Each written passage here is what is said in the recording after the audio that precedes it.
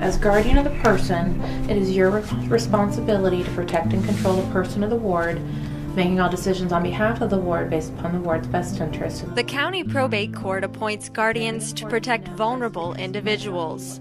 But a year-long dispatch investigation reveals once guardianships are established, the wards become trapped in a system ripe for abuse and neglect. Ohio law doesn't say you have to visit and be involved with the person over whom you hold complete and total control. While some counties in Ohio require guardians to visit their wards, the majority do not. And what's sad is these are the most vulnerable people, really. Most courts also don't conduct random inspections. Franklin County has more than 5,000 wards, and probate judge Robert Montgomery says they can't check up on all of them. We have the resources to resolve the problems and investigate the ones we know about. I will say on the record that we really don't have the resources to go out there proactively and meet with every ward on a regular basis. Phil Matoyer never wanted a guardian for his father Albert, who was an Army and Air Force veteran. But a local attorney applied for guardianship. We were pretty blindsided because at that time we were told basically that this man was going to take over his guardianship. When you hear the word guardianship, you think about someone taking care of somebody. And it was my understanding that he was supposed to liquidate his assets, take care of his things, financials, and make sure everything was taken care of in an orderly manner. And I didn't see that happening. That same attorney, Paul Cormanick, has about 400 wards under his control. The first thing that comes to my mind is what happens if he gets hit by a bus. We'd be running night court here 24 hours a day, 7 days a week for I don't know how long, having successor guardianship hearings just to try and place all these people. It's a system that's been in place for a long time.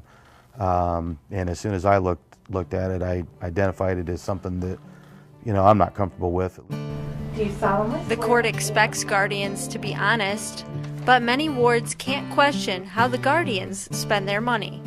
Attorney Kevin Crane had his daughter buy Christmas presents for his wards.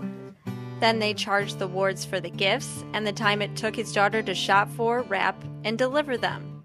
And the court approved it.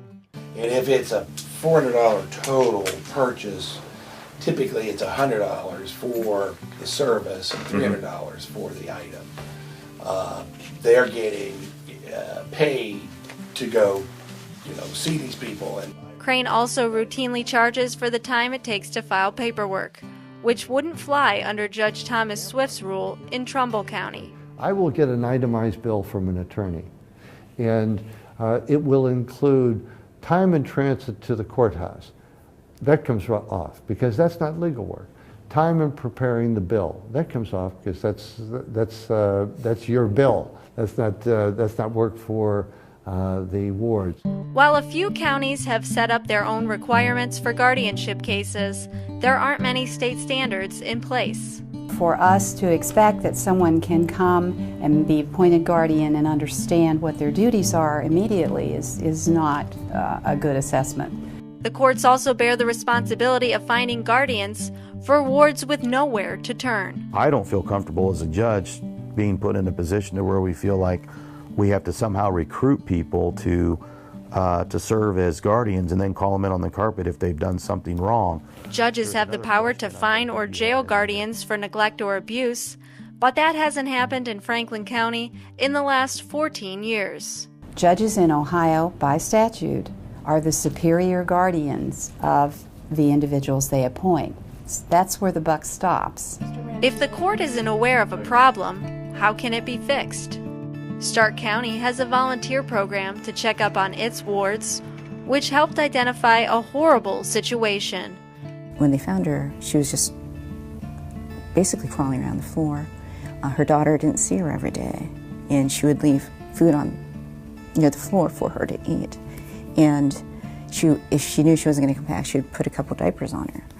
That guardian was removed, but finding good guardians to take on wards isn't easy.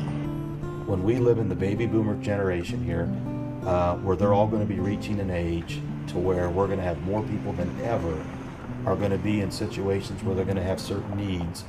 There's going to be an incredible stress on the system when that happens. Some say it's time for a change in thinking. All of us will at some point become dependent. And we need to care about how people are taken care of. It is very similar to the foster care problem. It is so similar. I mean, what you really have to have is people who give a damn. As a practical matter, I think you're going to see there's a lot of competing interests for any dollars that are available. You know, I think you're going to have a change in thinking or mindset.